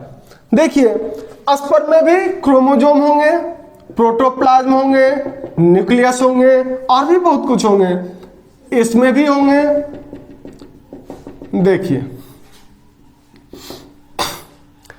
अगर ये स्पर्म और एग एक दूसरे से फर्टिलाइज करेंगे, यानी स्पर्म और एग की मिलने की क्रिया को क्या कहेंगे, सिनगेमी, यानी सिर्फ मिलने की प्रक्रिया को हम सिनगेमी कहते हैं। मिला तो ऐसा तो जरूरी नहीं है कि जायगोट बनेगा ही, तो मिलने के फलस्वरूप जायगोट बनने की प्रक्रिया को हम फर्टिलाइजेशन कहेंगे। तो आइए यहां कि ये जो स्पर्म है और ये एग है, ये दोनों मिले तो जायगोट बनेगा। ये हैप्लॉइड होता है, ये हैप्लॉइड होगा। हैप्लॉइड का मतलब हुआ एक गुणित, एक गुणित बोलिए या अगुणित बोलिए, जबकि ये भी अगुणित होगा, यानी हैप्लॉइड होगा। देखिए ये भी आधा, इसमें भी क्रोमोजोम जो गुणसूत्र की संख्या है वो आधा होगा और इसमें भी आधा होगा, तभी तो दोनों के मिलने के फलस्वरूप फिर क्रोमोजोम की संख्या उतनी ही हो जाएगी जितना उस जीव के एक सेल में था। यानी कि सेल जो है वो सेल डिवीजन में आप पढ़े होंगे, कोशिका विभाजन में, कि दो प्रकार के होंगे, एक सोमेटिक सेल और एक जर्म सेल। सोमेटिक सेल में क्या देख रहे हैं, कायिक कोशिका में, यहां पे आपको क्रोमोजोम की जो संख्या है, अगर हम मनुष्य की बात कर रहे हैं तो 46 कह सकते हैं, 23 जोड़ा बोलेंगे इसको, 23 पेयर, यानी 46। ये जो 23 जोड़ा यानी 23 पेयर जो क्रोमोजोम होंगे, 23 तो मेल से और 23 फीमेल से, यानी कि आधा गुण मम्मी से और आधा गुण पापा से बच्चे में आते हैं। इसलिए सेक्सुअल रिप्रोडक्शन की क्रिया के दौरान जो संतान की उत्पत्ति होती है वो अपने पेरेंट्स से वेल डेवलप्ड होता है, ज्यादा विकसित होता है, कुशाग्र होते हैं, क्योंकि ये हमेशा इन दोनों से, दोनों के संगम से हुआ है, और आधा गुण इससे और आधा गुण इससे, तो ये ज्यादा डेवलप्ड होंगे। अब देखिए यहां इसको एक और एग्जांपल से आप समझ सकते हैं, चूंकि इसको इवोल्यूशन में भी डिटेल्स में पढ़ना है। अभी यहां पे थोड़ा सा समझ लीजिए कि मान के चलिए कि कोई एक सब्जेक्ट जानता है, फिजिक्स जानता है, कोई केमिस्ट्री जानता है, कोई बायोलॉजी जानता है, कोई स्टूडेंट है वो तीनों के पास पढ़ रहा है, तो वो तो वेल डेवलप्ड हुआ ना, क्योंकि वो तीनों का चीज उनमें हुआ, यानी तीनों का ही गुण उसमें आया, फिजिक्स का भी, केमिस्ट्री का भी और बायोलॉजी का भी। तो इस तरीके से बिल्कुल यहां आप दिमाग लगा के सोच सकते हैं कि जो संतान सेक्सुअल रिप्रोडक्शन, लैंगिक जनन की प्रक्रिया के द्वारा जो ये हो रहा है वो वेल डेवलप्ड हो रहा है, जबकि असेक्सुअल रिप्रोडक्शन में याद कीजिए मैंने शुरू में जो पढ़ाया था कि उसके द्वारा जो संतान हो रहे थे एग्जैक्ट कॉपी हो रहा था, मतलब उसमें जरा सा भी ना तो मॉर्फोलॉजी और ना ही जेनेटिक गुण उसमें अलग हो रहा था। मॉर्फोलॉजी का टर्म अभी आ गया तो मैं आपको समझा देता हूं। ये मॉर्फोलॉजी क्या होता है? मॉर्फोलॉजी का मतलब बाहरी गुण, एक्सटर्नल फीचर, जैसे आप देख रहे हैं हाइट दिख रहा है, कलर दिख रहा है, ये जो दिख रहा है यानी एक्सटर्नल फीचर हुआ ना, बाहरी गुण हुआ। तो ये जो बाहरी गुण है, एक्सटर्नल फीचर, इसी को मॉर्फोलॉजी कहते हैं। तो यहां पे आपको मॉर्फोलॉजी और जेनेटिक, जो मेरा गुण है यानी जो इंटरनली जो जेनेटिक गुण होता है उसे जेनेटिक गुण कहेंगे। तो यहां पे आपको जो एसेक्सुअल रिप्रोडक्शन में देखे थे उसमें मॉर्फोलॉजी और जेनेटिक दोनों एग्जैक्ट अपने पेरेंट्स के जैसा ही था, कुछ भी चेंजेस नहीं हो रहा था, वो चाहे जितना भी जनरेशन हो जाए। लेकिन इसलिए उसको एसेक्सुअल रिप्रोडक्शन से जो संतान हो रहे थे, इसलिए उस संतान को हम क्लोन कहते हैं, क्योंकि क्लोन उसे कहेंगे जिसका मॉर्फोलॉजी और जेनेटिक दोनों गुण समान हो, इक्वल हो, जरा भी चेंजेस ना हो। तो आइए फिर यहां इसमें तो जो संतान होंगे वो वेल डेवलप्ड होंगे, यानी कि इससे सेक्सुअल रिप्रोडक्शन के द्वारा जो भी संतान होंगे वो आपका वेल डेवलप्ड, ज्यादा विकसित हो रहा है, ये आधा आधा गुण मिलने के कारण। तो देखिए कैसे मिल रहा है, तो ये जो जायगोट है ये आपको हो जाएगा डिप्लॉयड, क्योंकि यहां डबल हो गया ना, ये सिंगल था हाफ, ये भी हाफ क्रोमोसोम था, ये मिलकर के डबल हो गया, तो इसको डिप्लॉयड कहते हैं। अनेकों बार 12th के एग्जाम में ये पूछ चुका है कि जायगोट होता है हैप्लॉयड, डिप्लॉयड, ट्रिप्लॉयड क्या होता है, तो डिप्लॉयड यानी द्विगुणित, द्विगुणित होंगे, ये आपका द्विगुणित हो गया, डिप्लॉयड हो गया, यानी जायगोट डिप्लॉयड होता है। इसका हिंदी अगर करेंगे युग्मनाज तो फिर कंफ्यूज हो गया, अच्छा से याद नहीं रहेगा, इसलिए इस टर्म को इंग्लिश में ही याद रखो, जायगोट। तो ये गैमिट हुआ, ये भी गैमिट हुआ, ये जायगोट बना। अब आपको दिखा रहे हैं कि आखिर ये हुआ कैसे। तो ये स्पर्म और एग, यानी कि एग आपका जब ये ओव्यूलेशन के बाद, यानी कि जब ये फैलोपियन ट्यूब में था उस समय जब फिजिकल रिलेशनशिप हुआ तो स्पर्म जब आए, अगर वह स्पर्म में सारा कुछ ठीक है, जैसा कि मैंने पीछे पढ़ाया कि सारा कुछ पूर्ण रूप से सही है, तो ये यहां तक पहुंचेंगे। यहां पे एक और बहुत इंपॉर्टेंट टर्म बता रहा हूं कि ये जो स्पर्म है इसके अंदर इंटर करेगा एग के अंदर। अब सवाल उठता है क्या पूरा का पूरा स्पर्म इंटर कर जाएगा, या फिर आधा ही करेगा, या सिर्फ हेड करेगा, या फिर हेड और मिडिल भाग करेगा। यहां पे इस बात को आप समझिए कि अगर ये मैमल्स है, जैसे कि मनुष्य, अगर मनुष्य है, मनुष्य का स्पर्म है, तो ये पूरा का पूरा यानी कि हेड, मिडिल और टेल तीनों का तीनों भाग एग में इंटर करेगा, पूरा का पूरा, और वो डिजोल्व होंगे, और डिजोल्व होने के बाद कैसे जुड़ेगा उसको मैं अभी दिखाऊंगा। अगर ये मैमल्स का नहीं है तो सिर्फ हेड और मिडिल पे से इंटर करेंगे, टेल बाहर ही नष्ट हो जाएंगे। तो आइए हम ह्यूमन रिप्रोडक्शन देख रहे हैं, यानी मैमल्स का देख रहे हैं, तो इसमें कैसे होगा। ये पूरा का पूरा स्पर्म इसमें एग में इंटर किया और डिजोल्व किया। अब यहां पे देखिए ये जो प्री न्यूक्लियोलस है, तो ये दोनों एक दूसरे से जुड़ जाएंगे, और ये दोनों की जुड़ने की जो क्रिया है उसको कैरियोगेमी कहते हैं। क्या कहेंगे? कैरियोगेमी। यानी यह प्रक्रिया कैरियोगेमी हुआ, केंद्रक और केंद्रक का जुड़ने का प्रक्रिया कैरियोगेमी। न्यूक्लियोलस, प्रीन्यूक्लियोलस की जो जुड़ने की प्रक्रिया है ये कैरियोगेमी कहलाता है। अब है दूसरा कि इसमें प्रोटोप्लाज्म है, इसमें भी है, ये दोनों भी मिक्स हो जाएंगे, और ये दोनों की जो मिक्स जो होने की प्रक्रिया है उसको प्लाज्मोगेमी कहते हैं। इस प्रक्रिया को प्लाज्मोगेमी कहेंगे। यानी प्रोटोप्लाज्म और प्रोटोप्लाज्म की जो मिक्सिंग है, जुड़ने जो मिला, इसको प्लाज्मोगेमी बोले। अब है सबसे महत्वपूर्ण तीसरा कि ये तो क्रोमोजोम और ये क्रोमोजोम की मिक्सिंग होगी, तो ये गुणसूत्र जो दोनों का है, ये गुणसूत्र का आपस में मिक्स होने की प्रक्रिया, ये आपको एम्फीमिक्सिस कहलाती है। एम्फीमिक्सिस एनसीईआरटी में सारे कुछ है, कुछ टर्म आपको ना भी मिल सकता है लेकिन इंपॉर्टेंट है, ठीक है। कंपटीशन में इस टाइप के इसी टाइप से पढ़ना है। हालांकि मैं क्रैश कोर्स के तहत पढ़ा रहा हूं, लेकिन लगभग मैं सारा इंपॉर्टेंट चीज को ले रहा हूं। इतना पढ़ करके नोट्स पढ़ लोगे तो कंप्लीट आपको मेडिकल तक का क्वेश्चन हो जाना चाहिए। देखिए अब आपको ये प्रक्रिया हुई, डायरेक्ट हम ऐसा नहीं करेंगे कि स्पर्म और एग मिल गया, फर्टिलाइजेशन हो गई, जायगोट बन गया। अरे कैसे मिल गया, क्या क्या हुआ, तो इस चीज को देखिए, इससे भी ज्यादा डिटेल्स में देखना है। लेकिन अभी पहले आप इतना देखिए कि ये जो न्यूक्लियस, इसको प्री न्यूक्लियस बोलेंगे, और ये प्री न्यूक्लियस, ये दोनों जो मिला कैरियोगेमी कहलाया। प्रोटोप्लाज्म और प्रोटोप्लाज्म जो मिला प्लाज्मोगेमी कहलाया, और जो क्रोमोजोम और क्रोमोजोम जो मिला वो एम्फीमिक्सिस कहलाएगा।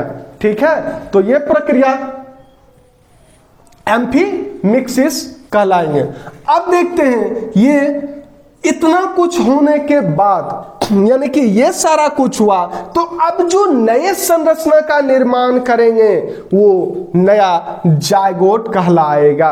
अब बाबू ये जो जायगोट बना ये जायगोट एक पूर्ण रूप से बिल्कुल नया सेल बना। याद करो, बताए थे शुरू में ही सेल में कि ये जो सेल है, सेल का निर्माण, सेल थ्योरी में आपने पढ़ा था कि जो सेल का निर्माण होता है प्री एग्जिस्टिंग वन, यानी पहले से जो सेल मौजूद है उसमें सेल डिवीजन के द्वारा होता है। लेकिन ये प्रक्रिया में एक बिल्कुल न्यू सेल का निर्माण हुआ, तो ये एक बिल्कुल नया कोशिका बना। और याद करो वहां यह भी बताए थे कि दुनिया में जितने भी जीव हैं, चाहे कितना भी बड़ा हो या कितना भी छोटा हो, सबका निर्माण एक ही कोशिका से शुरुआत होता है। और इसका एग्जांपल दिए थे, चाहे बिल्डिंग 1 मंजिल का हो या 100 मंजिल का, निर्माण शुरुआत उसका एक ही ईंटा से होगा। बिल्कुल यही चीज मैं आपको यहाँ पे रिप्रोडक्शन में समझाने के लिए एग्जाम्पल दिया था। तो यहां देखो एक नया, एक सिंगल सेल का निर्माण हो गया, तो अब इसी सेल के द्वारा नए जीव बनेंगे। कैसे बनेंगे इसको आगे दिखाते हैं। पीछे बताए थे कि ये जो सेल है, सेल में 2 प्रकार से सेल डिवीजन की प्रक्रिया होती है, यानी एक माइटोसिस यानी समसूत्री विभाजन, जबकि दूसरा मियोसिस यानी अर्धसूत्री विभाजन। तो वो सेल डिवीजन में डिटेल्स में पढ़ना है, माइटोसिस और मियोसिस के बारे में। यहाँ पे देखिए जायगोट बना, और ये जायगोट से अब नए सेल, नए जीव का निर्माण होगा। कैसे? इसमें भी तो सेल डिवीजन होगी, तो इसमें जो सेल डिवीजन की क्रिया होगी जायगोट में, ये आपको क्लीवेज कहलाएंगे। बिल्कुल एक नया टर्म आ जाएगा, क्लीवेज। ये बिल्कुल न्यू फॉर्म सेल है, इसलिए इसके लिए क्लीवेज आएगा। फिर इसमें अलग अलग टर्म आएंगे, आपको गैस्ट्रुला आएगा, ब्लास्टुला बनेगा, वो आगे पढ़ाएंगे।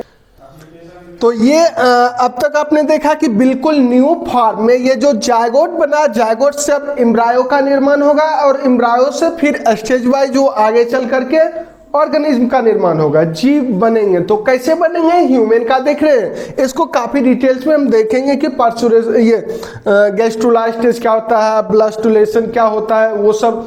अब पहले हम आपको ये बता दें कि ह्यूमन में जो गर्भ का, एम्ब्रायो का निर्माण होता है उसका स्टेज बता रहे हैं।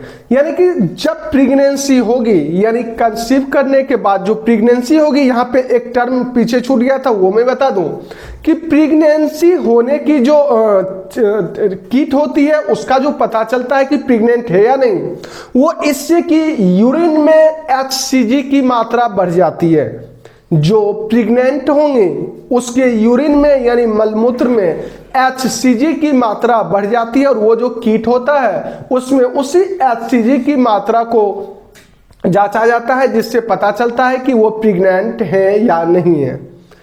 तो यहाँ पे देखिए कि ये आगे बढ़ेंगे, और प्रथम यानी प्रेगनेंसी जब हुई तो प्रेगनेंसी के प्रथम महीने के अंत तक जो सबसे पहले निर्माण होगा वो ह्यूमन का हार्ट का निर्माण होता है। यानी कि पहले महीने के अंत तक हार्ट का निर्माण होता है। दूसरे महीने के अंत तक लिम्ब और डिजिट यानी कि ये पाद और ये उंगली का निर्माण होता है। यानी दूसरे महीने के अंत तक लिम्ब और डिजिट का निर्माण होता है, और तीसरे यानी प्रथम ट्रिमेस्टर में तीसरे महीने के अंत तक लगभग सारे मेजर ऑर्गन का निर्माण हो जाता है। सभी जो मुख्य अंग हैं उसका निर्माण हो जाता है, और 5वें महीने के अंत तक यानी 5वें महीने में पूरा का पूरा बाल आ जाता है सर पे, बॉडी पे। वो जो एम्ब्रायो है उस एम्ब्रायनिक स्टेज में उस पे 5वें महीने के अंत तक बाल आ जाते हैं, और सेकेंड ट्रिमेस्टर यानी कि 6ठे महीने के अंत तक ये जो आंख के ऊपर जो ये आईलेसेस है यानी कि पिपनी और ये जो भाव है ये सारा कुछ आ जाता है। और 5वें महीने में ही वो फर्स्ट मूवमेंट भी होता है, जिसे बोलते हैं कि अब बच्चा पेट में लात मार रहा है। वो लात नहीं मारता, वो प्रथम बार जो मूवमेंट होती है 5वें महीने के अंत तक होती है। फिर मैचुरेशन होगा और 9वें महीने में वो बच्चे अब डिलीवरी के लिए तैयार हो जाते हैं। सभी जीवों के लिए गर्भाकाल जो है वो अलग अलग होते हैं, किसी में बहुत कम समय के लिए, किसी में काफी ज्यादा। जैसे हाथी में काफी ज्यादा समय के लिए लगभग 21-22 मंथ का होता है। प्रेगनेंसी से 21-22 मंथ के बाद उसमें बच्चे की डिलीवरी होती है। तो सभी जीवों में अलग अलग होता है, वो आपके नोट्स में ऑलरेडी दे चुके हैं, मिल जाएगा। तो यहाँ पे देखिए कि अब ये जो बच्चे डिलीवरी के लिए तैयार हो गए 9वें महीने में, यहाँ पे आपको अब फिर से यहाँ आइए, यहाँ मैंने बताया था कि जब फर्टिलाइजेशन की क्रिया होगी, तो फर्टिलाइजेशन की क्रिया जो होगी तो जायगोट बनेगा, और ये इसलिए डिजॉल्व नहीं हुआ, यानी मेंस्ट्रुएशन फिर इसलिए ब्लीडिंग फेज नहीं आया, क्योंकि यहाँ पे आपका एक हार्मोन स्रावित हुआ प्रोजेस्टेरोन, और ये जो LH और FSH, मेंस्ट्रुएशन याद करो जो मैंने थोड़ी देर पहले समझाया था कि मेंस्ट्रुएशन में LH और FSH हार्मोन की सांद्रता बढ़ाता। अब वो रिलीज तो यहां नहीं हो रहा ना, चूंकि ये फर्टिलाइजेशन की क्रिया हुई, तो फर्टिलाइजेशन के बाद अब वो हार्मोन रिलीज नहीं होंगे, बल्कि प्रोजेस्टेरोन हार्मोन स्रावित होगा।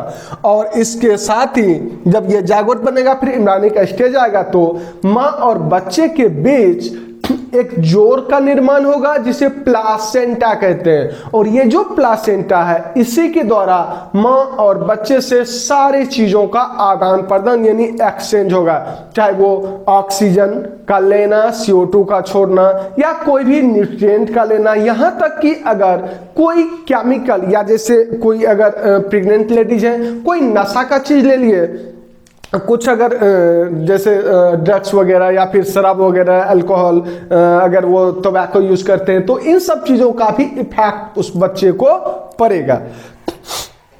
यहीं पे अगर उस बच्चे में अगर माँ को कुछ जेनेटिक डिसऑर्डर है, तो वो भी उनको हस्तांतरित हो जाता है, होने की संभावनाएं होती है।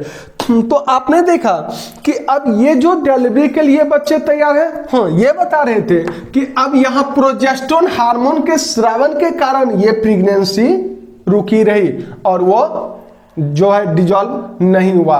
तो ये जो वाल से जुड़ा हुआ है, यूटेरस के वाल से, ये अब आपको फिर यहां इसलिए याद करवा रहे हैं कि अब देखिए 9वें महीने में जब पार्सुरेशन होगा, यानी ये जो पार्सुरेशन की क्रिया होगी, ये क्या होगा, यानी कि डिलीवरी, प्रसव इसको हिंदी में बोलते हैं, प्रसव। यानी प्रसव का मतलब होता है कि बच्चे का जन्म का होना, यानी कि अब बच्चे जन्म लेंगे और इस प्रसव में क्या होगा, देखिए पार्सुरेशन बोलेंगे इसको। कैसे होता है, तो जैसे ही 9वें महीने में अब बच्चे डिलीवरी के लिए तैयार होते हैं, तो सबसे पहले यहां जो प्रोजेस्टेरोन हार्मोन स्रावित हुआ था, इसके कारण जो ये यूटेरस से वो बने हुए थे, एम्ब्रायो का निर्माण किया था, अब वो प्रोजेस्टेरोन जो हार्मोन है, वो प्रोजेस्टेरोन हार्मोन क्या होगा, वो रिलीज होना बंद हो जाएंगे। सबसे पहले प्रोजेस्टेरोन हार्मोन रिलीज होना बंद हो जाएंगे। यहाँ पे ये जो प्लासेंटा के बारे में मैंने बताया, वो प्लासेंटा यहाँ तक कि उस माँ और बच्चे को जो एक्सक्रीटरी मटेरियल यानी उत्सर्जी पदार्थ, जो भी बच्चे में जो मल वगैरह जो भी बन रहा है, वो उसी प्लासेंटा के द्वारा माँ के बॉडी से ही उसको बाहर त्यागा जाता है। तो प्लासेंटा इसके लिए सिर्फ इतना ही नहीं करता है, प्लासेंटा से के द्वारा और भी काफी इंपॉर्टेंट काम होते हैं। बहुत सारे हार्मोन रिलीज किए जाते हैं, जिसमें कि प्रोजेस्टेरोन भी एक इंपॉर्टेंट है। उसमें अब आइए फिर कि प्रोजेस्टेरोन हार्मोन अब जब स्रावन होना बंद हो गया, तो ये जो यूटेरस का वाल है, ये सबसे पहला तो प्लासेंटा जो है, ये प्लासेंटा डिजॉल्व हो जाएंगे। यानी जैसे ही प्रोजेस्टेरोन स्रावन सीक्रेट होना बंद हुआ, प्लासेंटा डिजॉल्व हो जाएंगे। और जो ऑफस्प्रिंग है, जो संतान है, जो बच्चे हैं, वो यूटेरस से अलग हो जाएंगे। अब वो फ्री हो गए। यहाँ पे एक सबसे महत्वपूर्ण हार्मोन होगा ऑक्सीटोसिन। ये जो ऑक्सीटोसिन हार्मोन है, अब ये ऑक्सीटोसिन हार्मोन के कारण बच्चे के जन्म के समय मां को दर्द होता है। इसी हार्मोन को ये डिलीवरी हार्मोन भी कहते हैं, क्योंकि इसी के कारण वो जो है संकुचन और फैलाव होगा, और ये जो है इसी को ऑक्सीटोसिन को ही डिलीवरी हार्मोन भी कहते हैं। तो ऑक्सीटोसिन हार्मोन अब ये रिलीज हुआ, और ऑक्सीटोसिन के कारण ये अब कर्मानुकुंचन गति भी होगी, और यहाँ पे और एक और हार्मोन स्रावित होगा रिलैक्सिन। ये रिलैक्सिन हार्मोन है। अब ये सिकुड़ेगा और फैलाएगा, और ऑक्सीटोसिन के द्वारा ये जब स्रावित होंगे तो पेन होगा, और बच्चे के जन्म के लिए आगे रास्ते बनेंगे। तो इस प्रक्रिया के द्वारा बच्चे का जन्म होता है 9वें महीने में। इस प्रक्रिया को पार्सुरेशन कहते हैं। अब जब बच्चे का जन्म हो जाता है तो इसके बाद भी ये ऑक्सीटोसिन हार्मोन कुछ मात्रा में स्रावित होते रहते। यही कारण है कि बच्चे के जन्म के बाद मां का दूध बनना शुरू होता है, क्योंकि उसके पहले ऑक्सीटोसिन हार्मोन तो स्रावित नहीं होंगे ना।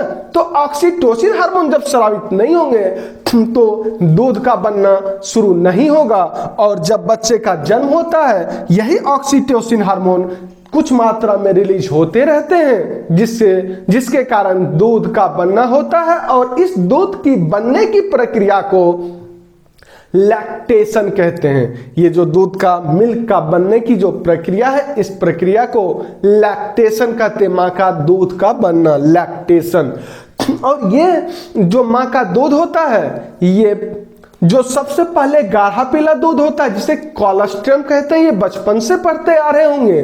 तो इस कोलेस्ट्रम में नहीं कहते हैं कि देख लेंगे कितना मां का दूध पिया है, तो वो इस सेंस में है क्योंकि उसमें एंटीबॉडी ए होती है, इम्यूनोग्लोब्यूलिन ए। और ये जो एंटीबॉडी होता है वो काफी इंपॉर्टेंट होता है इम्यूनिटी के लिए, जो मैं आप लोगों को हेल्थ एंड डिजीज यानी मानव रोग एवं स्वास्थ्य चैप्टर में पढ़ाऊंगा कि इम्यूनिटी क्या होता है, रोग से लड़ने की क्षमता बॉडी की क्या होती है।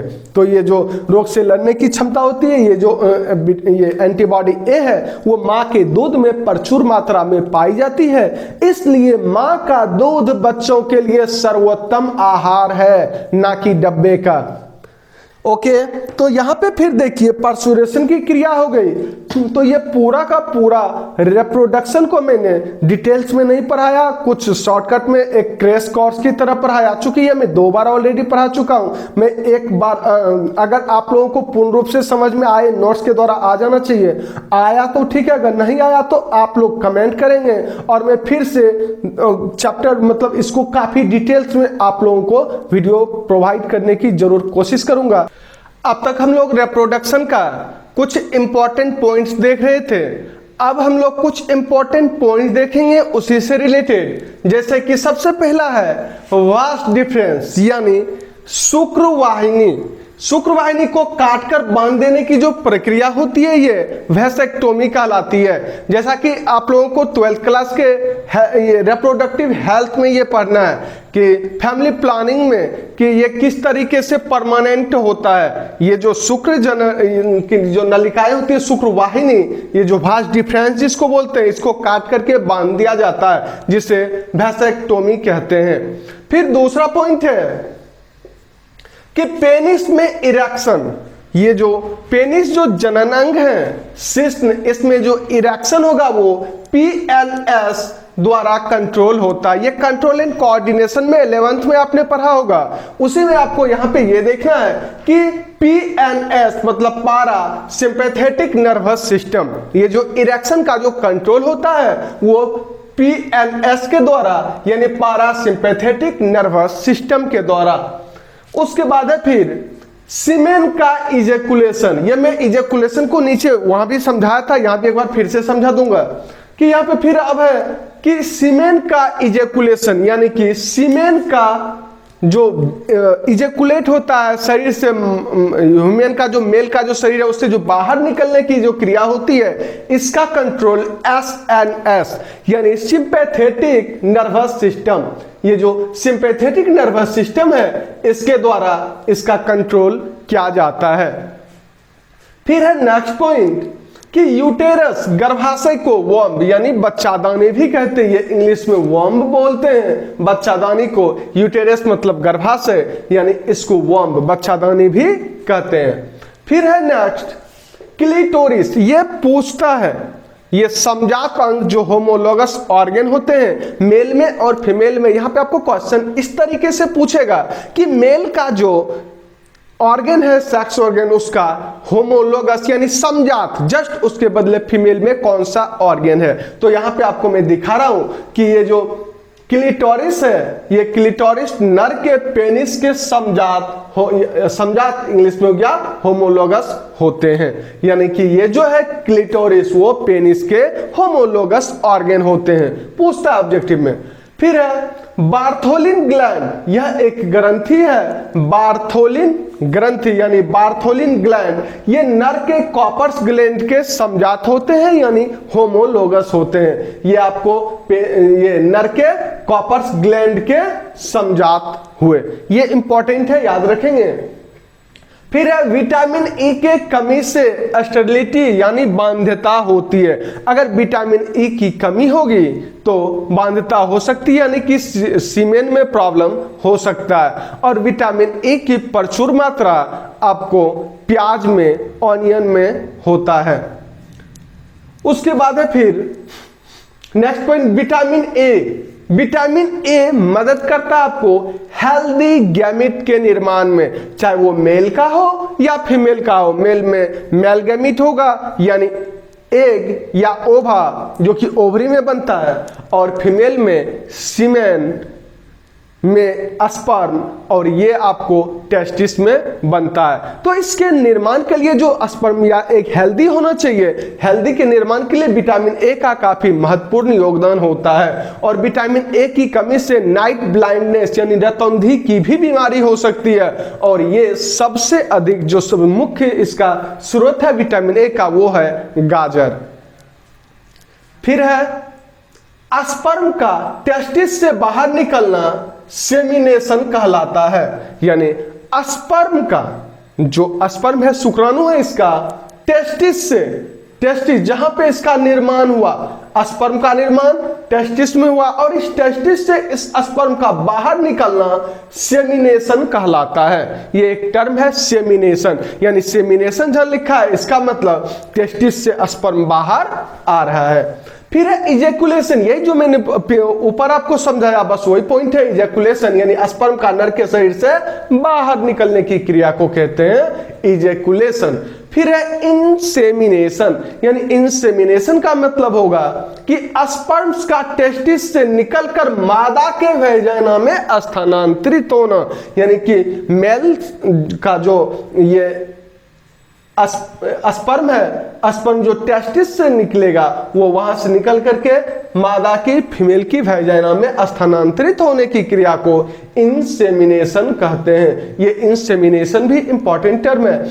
यहां पे फिर लीडिंग सेल्स मैच्योर हो जाता है ये 10 साल के एज में, ये नॉर्मली 10 साल के एज में लीडिंग सेल्स जो है ये मैच्योर होता है। ये लीडिंग सेल्स क्या होता है ये मैंने पिछले वीडियो में बताया हुआ था कि ये मेल के लिए टेस्टोस्टेरोन हार्मोन का निर्माण करता है। मेल सेक्स हार्मोन जो है टेस्टोस्टेरोन उसका निर्माण इसी लीडिंग सेल्स के द्वारा होता है। ये काफी इंपॉर्टेंट है, इसको याद रखेंगे। ये जो लीडिंग सेल्स है ये लीडिंग सेल्स के द्वारा ही मेल सेक्स हार्मोन यानी टेस्टोस्टेरोन का निर्माण होता है। फिर है नेक्स्ट पॉइंट, केवल 450 ओवा यानी कि एक जो फीमेल है 450 ओवा मतलब 450 एक 450 एक मानव मादा द्वारा पूरी जननिक जीवन में उत्पादित किए जाते हैं। यानी कि एक पूरी जीवन काल में जो जनन का जो एक मनुष्य की जो क्षमता होती है फीमेल की, उसमें ये लगभग 450 एग का निर्माण कर पाते हैं। फिर है एमिनोहिया। ये एमिनोहिया एक टर्म है। इस एमिनोहिया का क्या मतलब होगा कि समान मेंस्ट्रुएशन की जो क्रिया होती है, तो मैंने आपको रिप्रोडक्शन में पढ़ाया हुआ हूं जस्ट इसके पहले कि मेंस्ट्रुएशन की जो क्रिया है ये सामान्य ना होना, यानी कि सामान्य मेंस्ट्रुएशन का ना होना, मेंस्ट्रुएशन में गड़बड़ी होना एमिनोहिया कहलाता है। ये एक डिजीज टाइप का हो गया, ये एक डिजीज हो गया एमिनोहिया, तो ये सामान्य ना होना। फिर है प्रीकोशियस प्यूबर्टी। ये प्रीकोशियस प्यूबर्टी का मतलब होता है कि मेंस्ट्रुएशन का 8 साल से पहले हो जाना, यानी कि नॉर्मल जो है 11 के बाद होना चाहिए, 11 के एज में आसपास में होना चाहिए, 11-12 के एज में, लेकिन यहाँ पे 8 साल से भी पहले 8 साल के एज में ही मेंस्ट्रुएशन की क्रिया हो जाने को ये आपको प्रीकोशियस प्यूबर्टी कहलाती है। उसके बाद है फिर गर्भवती महिला के मूत्र में HCG की उपस्थिति से गर्भधारण का पता लगाया जा सकता है, यानी कि ये जो प्रेगनेंसी का पता चलता है, इस प्रेगनेंसी का पता वो जो किट के द्वारा पता चलता है उसमें HCG की मात्रा, यानी कि उसकी HCG की मात्रा को देखा जाता है कि कितना है। फिर है नेक्स्ट पॉइंट क्रिप्टोमिनोरिया। ये क्रिप्टोमिनोरिया क्या होगा, यानी मेंस्ट्रुएशन का बिना ब्लीडिंग का होना, यानी कि मेंस्ट्रुएशन जो है बिना ब्लीडिंग का ही होना, यानी कि ब्लीडिंग इसमें नहीं होना, ऐसे मेंस्ट्रुएशन को क्या बोलेंगे, क्रिप्टोमिनोरिया। फिर है नेक्स्ट पॉइंट डिस्मिनोरिया, यानी कि मेंस्ट्रुएशन का दर्द युक्त होना, यानी कि जो मेंस्ट्रुएशन होती है ब्लीडिंग के समय में दर्द का होना, ये डिस्मिनोरिया कहलाती है, यानी कि ये सब एक डिजीज टाइप का टर्म हो गया, गड़बड़ी है। फिर है मीनोरेजिया, यानी कि मेंस्ट्रुएशन में सामान्यतः 40 से 80 ml का हरासमेंट होता है, मैक्सिमम 100 ml ब्लड का, लेकिन अगर 40 से 80 से ज्यादा या 100 ml से अधिक का ब्लड का हरासमेंट होगा तो इससे इस डिजीज में रखेंगे, फिर ये एक डिजीज हो जाएगी, ये मोनोरेजिया। फिर है पोलीमेनोरिया। ये पोलीमेनोरिया क्या होगा, इस अवस्था में मेंस्ट्रुएशन जो है 28 दिन, एवरेज तो 28 दिन का होता है, लेकिन ये 28 दिन का ना होकर के मात्र 2 से 3 सप्ताह का ही होना, यानी कि 14 से 21-22 दिन के अंदर ही हो जाना, इसी को ये डिजीज कहेंगे। 2 से 3 सप्ताह का रह जाता है पोलीमेनोरिया। अब है पोलीमेनोरिया के बाद प्यूबर्टी एज ऑफ गर्ल्स, यानी कि गर्ल्स का जो है, जो मनुष्य का जो फीमेल है उसका प्यूबर्टी का जो एज होता है वो 11 से 14 वर्ष होता है, जबकि मेल का 14 से 16 वर्ष का होता है। ये आपको ऑब्जेक्टिव में पूछे जाते हैं, तो ये एनसीईआरटी बेस्ड होगा, वो ऑब्जेक्टिव में तो यही टिक मारेंगे, ये थोड़ा सा फ्लक्चुएट हो सकता है अदर बुक में। उसके बाद है फिर ये तो प्यूबर्टी हो गया, मैं पहले प्यूबर्टी पर समझा चुका हूं कि प्यूबर्टी क्या होता है, एक बार मैं फिर से आपको रिपीट कर दे रहा हूं कि ये जो प्यूबर्टी है ये एक निश्चित उम्र में मेल सेक्स हार्मोन के द्वारा और फीमेल में फीमेल सेक्स हार्मोन के द्वारा, ये मेल में स्पर्म का बनना शुरू हो जाएगा और फीमेल में एग का बनना, यानी मेंस्ट्रुएशन की क्रिया शुरू हो जाएंगी, इसी को प्यूबर्टी कहते हैं। उसके बाद आइए फिर कुछ है गेस्टेशन पीरियड, यानी गर्भाकाल, गर्भावस्था का टोटल पीरियड कितना होगा। खरगोश से हम शुरुआत करते हैं। खरगोश में मैंने आपको बताया था कि ये रैबिट जो है इसमें जो ओव्यूलेशन होता है वो कॉपुलेशन के बाद होता है, यानी कि फिजिकल रिलेशनशिप के बाद उसमें ओव्यूलेशन होता है, और ओव्यूलेशन का मतलब हुआ ओवरी से एग का फेलोपियन ट्यूब में आना। तो यहाँ पे आइए गेस्टेशन पीरियड को देख रहे हैं, यानी कि कितने अवस्था का, कितने दिनों का उसका गर्भावस्था होगा, यानी कि प्रेगनेंसी से लेकर के बच्चे की डिलीवरी तक का जो समय है वो कितना होगा। यहाँ पे देखिए खरगोश में 28 से 32 दिनों का होता है, तो ये खरगोश यानी रैबिट में टोटल 28 से 32 दिन का ये हो सकता है, यानी कि प्रेगनेंसी के 28 से 32 दिनों में वो बच्चे को जन्म दे देंगे। फिर मनुष्य में 270 से 290, लगभग आपको ये 9 मंथ का हुआ। उसके बाद है फिर कुत्ता, कुत्ते में 60 से 65 दिन, लगभग 2 महीने का होता है। उसके बाद है फिर आपको बिल्ली में 62 से 72 अप्रोक्स 2 मंथ का हो गया। और आपको हाथी में सबसे अधिक होता है 607 से 641-42 दिनों का ये होता है, लगभग 21-22 मंथ का ये हो गया। तो ये गैस्टेशन पीरियड था। और कुछ पॉइंट हैं जिसमें कि आपको नर में स्तन ग्रंथियों का विकास, किसी किसी मेल में क्या होता है कि फीमेल की तरह ब्रेस्ट का बढ़ जाना, यानी कि उसमें भी स्तन ग्रंथियों का वो डेवलपमेंट हो जाता है। इस डिजीज को जिनेकोमैस्टिया कहते हैं, यानी कि ये जो है ये गैनेकोमिस्टिया कहलाएगी। उसके बाद फिर हिस्टेरेक्टोमी। ये हिस्टेरेक्टोमी क्या होगी, तो यूटेरस को ऑपरेशन के द्वारा हटा देना। अब सुने होंगे कि यूटेरस को यानी गर्भाशय को ही काट करके ऑपरेशन के द्वारा हटा दिया गया। इस क्रिया को आपको हिस्टेरेक्टोमी कहते हैं। फिर है आपको ओफिरेक्टोमी। ये ओफिरेक्टोमी जो होगा इसमें ओवरी को हटाने की क्रिया को ओफिरेक्टोमी कहते हैं। फिर है फैलोपियन ट्यूब की लंबाई। ये जो फैलोपियन ट्यूब की जो लंबाई होती है ये आपको 10 से 12 सेंटीमीटर का होता है, यानी फैलोपियन ट्यूब की जो लंबाई होगी, ये फैलोपियन ट्यूब की लंबाई 10 से 12 सेंटीमीटर का होता है। फिर स्पर्म के एक्रोजोम का निर्माण। अब रहा बात स्पर्म, शुक्राणु का जो एक्रोजोम होता है, जो सबसे आगे वाला जो हेड होता है, हेड में एक्रोजोम होती है, उस एक्रोजोम का जो निर्माण होता है वो गोल्गी बॉडी के द्वारा होता है। सेल में आपको मैंने पढ़ाया था गोल्गी बॉडी, तो ये गोल्गी कॉम्प्लेक्स भी उनका बहुत सारा नाम है, गोल्गी कॉम्प्लेक्स, गोल्गी बॉडी। तो उसके द्वारा इसका स्पर्म के हेड के एक्रोजोम का निर्माण होता है। तो ये आप लोग के लिए रहा इसका रिप्रोडक्शन का क्रैश कोर्स की तरह कुछ इंपॉर्टेंट टर्म भी। अब आगे हम लोग नेक्स्ट चैप्टर देखते हैं।